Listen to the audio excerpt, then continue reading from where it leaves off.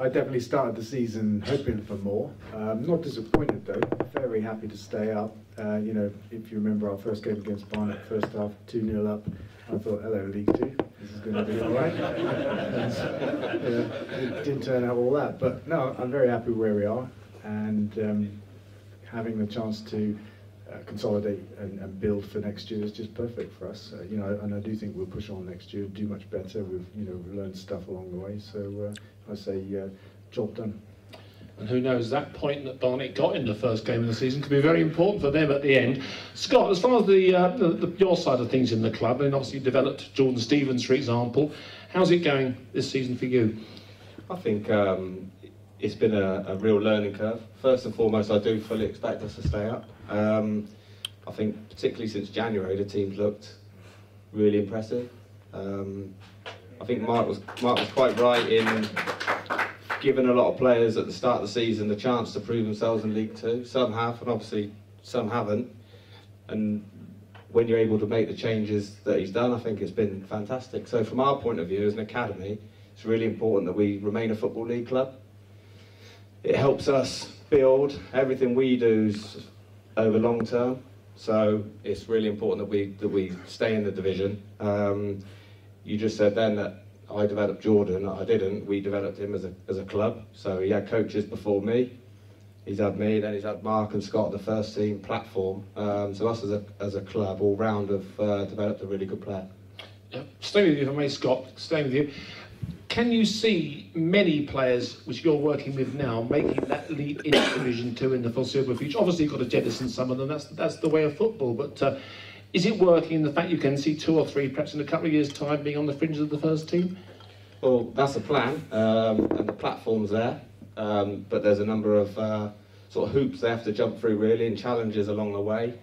I think if you take Jordan as an example, no one was interested in him 2 years ago because of the level we were playing at as an academy in the South West Counties League, which in all honesty was, I think we won the league 5 years on the bounce. It didn't really mean anything. As soon as we're playing against good clubs, good players, good academies, he obviously did really well for Mark pre-season. But it was a Central League game really that he caught your eye gaffer on it against Plymouth. Yeah. So our decision to go in the Central League this year has been fantastic.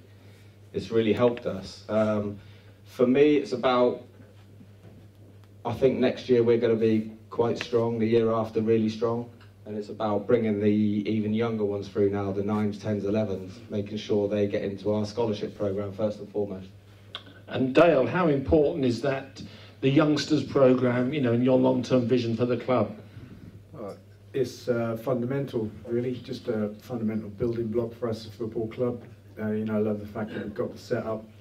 You know, we've got that league status now, Cat 4. I know that Scotty and the team are applying for Cat 3 next, which is another big step up. And it's just brilliant for us as a club to be able to create and bring on our own players. You know, you just don't get anything better than that, I think. And Mark, obviously, you're obviously involved to some extent in the youngsters. And again, how important is that to have the building blocks from such a young age, you know, the 9s and the 10s? Yeah, it's very important, but I think by being a football league club, what that does for Scott is it makes it easy for him to recruit better players, all age groups. You know, we can compete with Swindon or Bristol Rovers now because we're in the football league. So it enables that pool of younger players to become stronger. I would love nothing more than to have 7 or 8 young players in the team. So I've got a history of working with young players. I did it with Swindon, and I would love to do that here. And no pressure on Scott, but that's the aim. You know, we want 3 or 4 Jordan Stevenses every season, but reality is that's not realistic. But if we can get 1 every year that we can produce and sell on, then that's what an academy's for. You talk about lessons learned this season. Perhaps for all 3 of them in turn. What are the key lessons that you've learned this season that you take forward to next season? I think for me, on the football side, I think recruitment is a big one. There's no secret about that. It's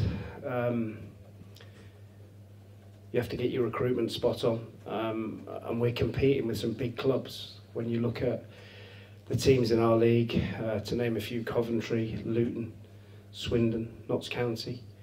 Some big clubs, and we want to try and compete with them, but it's difficult for us to get, at the start of this season, to get the players that we wanted. And we had to wait until January to get the ones we did. We identified them really early, and we managed to move really quickly and get them in January. But for me, now looking forward, we're already just starting to identify players that we think can really move us on next season. So recruitment is key for me, from my point of view. Dale? Yeah, thanks. I was going to say the same thing actually. Biggest learning of the season would be recruitment, and that we need to be better at it. So we're going to recruit actually in the area of recruitment, so that we've got somebody full-time leading that, and that's not a burden that falls completely to the manager, which is a sensible move. And it's kind of not any different to the other changes that we've been making over the last few years, where we've been building the infrastructure of the club, including the staff. Recruitment of Pat, our goalkeeper coach, in January was another big move for us as a club, and he'll help us on the goalkeeper recruitment front, for example.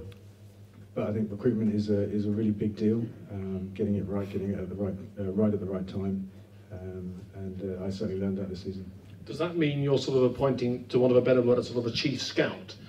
I think it's going to be a head of recruitment actually, but whether that's a chief scout or not, I don't know what you mean by that. But it's somebody that's going to be full-time focused on finding, spotting the talent, tracking players, and having a list for us at any given part of the season, to choose from. Working closely with Mark, with the guys in the stats department, doing the analysis, that kind of stuff. Just a sophisticated approach to recruitment, rather than just leaving it all to the manager, which certainly happens at lower leagues, low levels. Yes, Tom. Can we just go back? Will the head of recruitment be working with you or for you? Because you hear other clubs, they get players in who can't work with the manager, this, that and the other. It's something that I spoke to Dale about quite a while back, because I think when you're at sort of a newish, a small and newish club into the Football League, you have to build that infrastructure, which is what we're trying to do. So, say last year, this year, it's up to me to try and find the right players to watch all the games, as well as coaching the team, managing the team, trying to get the deals in place with the agents. So it becomes a lot of hard work, and I think a head of recruitment who works alongside myself, Dale, and the data people that we use is key, because we will have a set criteria of what we're looking for. Say we want a left back, he's got to be able to run forward, he's got to be quick, he's got to be able to cross the ball, certain criteria. And the chief or the head of recruitment will then have to go and identify 3 or 4 players that we need to look at. So it'll have to work with us, not just on. Yeah, of course. Okay. Definitely. Had a recruitment in January. Were you looking for different sorts of players to the ones you were looking for in the summer? Not really. Like I said, it was really difficult in the summer to try and get what we wanted, because we were competing with those clubs, and a lot of clubs got their players in early and have carried that through the season, whereas we knew we had to recruit to make sure we stayed in the league. So we identified somehow we identified 5 or 6 key players that we thought could give us a real boost. Obviously Dale Grubb, we'd had an eye on for a long time. Obviously Scott had been in my ear for a while about him, and he's proved out to be a good signing. And the other boys that Ruben Reid, I think we just wanted something a little bit more proven, that we're a bit more proven at the level if we were going for anything. You mentioned recruitment, but what about retention? Are we going to have to wait till we get to definitive, definitely in League 2 or not, before we're able to talk about any of the current players? And in particular, I'm thinking about Isaiah Osborne, who for me has been our standout player this season, because he's only contracted to the end of the season. That's right. Is it going to have to wait, or are we able to move it earlier? I think it makes sense to wait. I think the players are pretty calm about that, and they prefer to put all their energies and concentration into making sure we get over the line. I've spoke to the players, and they know the situation. that once we do get safe, then the ones we want to keep, we'll sit down with and try and get that done. Would that include Isaiah, possibly? Of course, yeah. Of course, yeah. Of course. A little tongue-in-cheek, Matt, but I noticed you spend most of the first half watching from upstairs. Is there any reason for that? I just wanted to try looking at trying to take the emotion out of the game, and trying to really concentrate on what we're seeing. It's a better view from up there. I don't hear the noise and what's been said. I'm sat inside. I talk to Scott through an earpiece, and I get a real sort of distinctive view of what's happening and try and making a real effective contribution at half time. So it's seems to have done all right because we've done really well at home. Sometimes difficult away from home. Don't try and tend to make it easy for you. Accrington was difficult. There's like 3 seats high, and Newport is the other side, so it can be difficult away from home. But where we can, I will continue to do that. Yeah, it's fantastic that the home support on Saturday, I think, was 2,400. And it's not just because we're in the league. I think it's performances like Mansfield will bring even more people. But that puts the facilities under pressure. If we assume we've probably got no more than 3 seasons here, with the new stadium coming on stream, I'm interested to know if Dale can share what he sees as what's realistic in terms of investing in improving the new lawn, when 3 seasons we could be having an average of 3.5 in 3 years' time.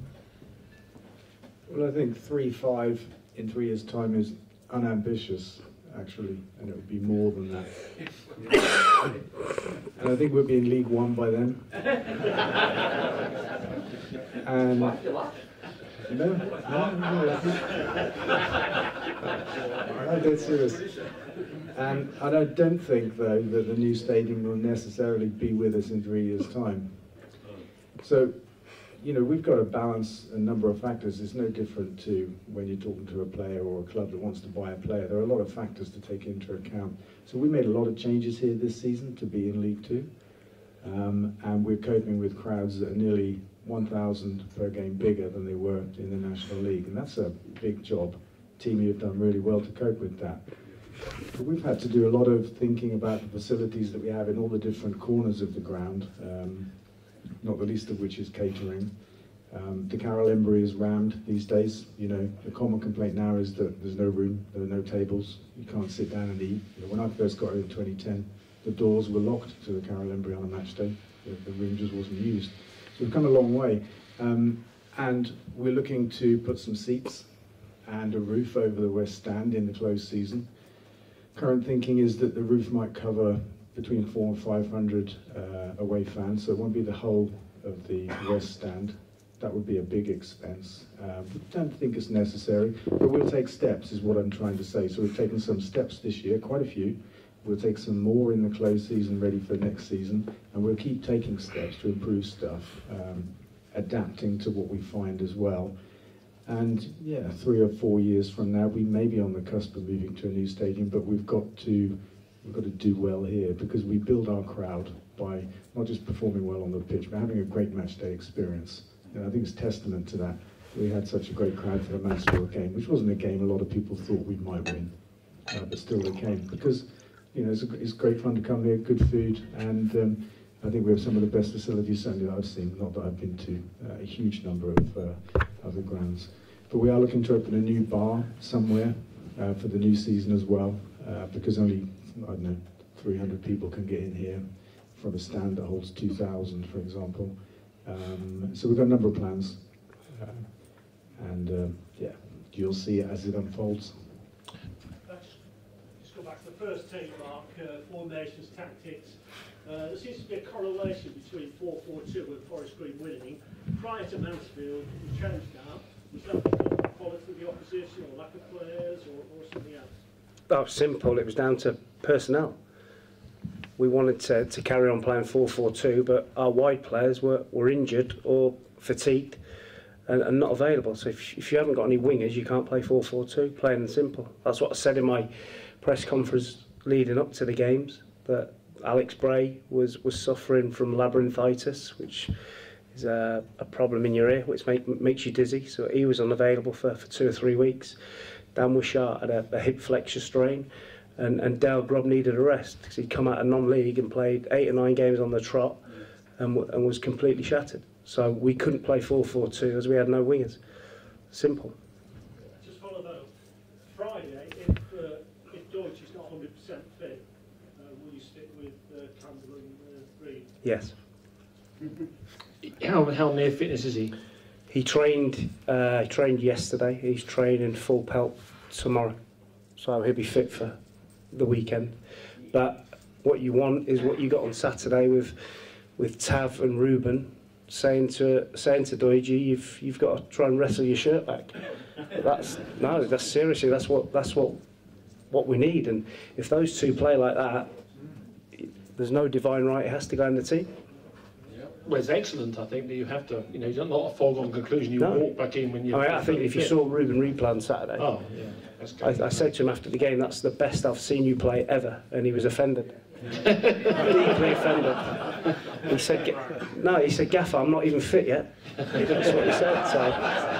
He's a very emotional man. I spoke to him after Accrington, and he literally was in tears. I gave him a question. You're like, it's no big one. We were bloody awful. He said. I managed him at Peterborough in the Championship when I think he was 19. He came on loan from West Brom, and he was a totally different character.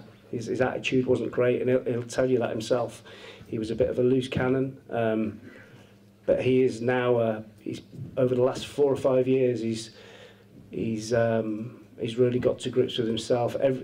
He devotes every minute to being the best he can be for every day's training and every game. I've got him speaking to Tav because I think Tav has got a real ability, and maybe the other side is what he's lacking. But Ruben is on him, and that's what you need from your senior players. But Ruben's been very, very good on and off the pitch. So with more demands off the field, with the general ethos of the club, how are you finding that experience this season for everybody? It's great. For us, obviously, if you take just me personally, I've now got an army of staff working for us, so that takes a little bit of managing. Full-time scholars that are here every day. Mark and I decided that it'd be a good idea for them to be in and around the stadium on a daily basis. You're obviously here as part of our community team, so you see the value they can bring. But that is like having 18, kids. That's what they are. They're kids. They're here every day, and it's a lot of work. But I think it'll really change for us if we can get to that next category, because that means the under-9s all the way up to the 16s will be in the Football League programme. Could you perhaps explain what the different categories are? Category 4, Category 3? So there's 4 categories. It's split by the Premier League, really, that the governing body of the whole thing. Obviously, Cat 1, you're looking at Man City, Man United. Cat 2, your Leeds, your Cardiffs. So there's some really good clubs. Cat 3s, basically the difference between Cat 3 and Cat 4. So when we come in right at the end of the season, I think about the 18th of May, we got the go-ahead, and the pre-season season started on July the 5th or something this year. So we had about a month to get everything ready. It'd obviously been a long time in coming for us. But the difference really is that your players get contracted from under-9s all the way up to under-18s, so you can safeguard them. They're our players, they're Forest Green players. We've done well to keep the ones we've got. Jordan, for the last 3 years, wasn't on a contract, but he stayed here because I think first and foremost we showed a bit of belief in him. He'd been flitted in and out of a few sort of academies, bigger clubs really, but not really found anywhere to settle. The coaches before me did a great job with him, and then he's managed to come through the system, which is fantastic. But it was risky because we weren't ever able to contract our young players. So the main difference really is a bigger staffing network, better facilities because there's more funding to pay for that, better coaches, better recruitment. Yep. Dale, do you think you deserve, and the club deserve, a bit more credit for sticking by Mark? You've seen plenty of clubs in and around about higher, sort of sack their managers in tough times, or maybe not in tough, but do you think you deserve a bit more credit? No, listen, I don't care what credit I get from anybody or don't get. We make the decisions we think are the right ones. That's the way we roll. Other people make their own decisions and they turn out right or wrong for them.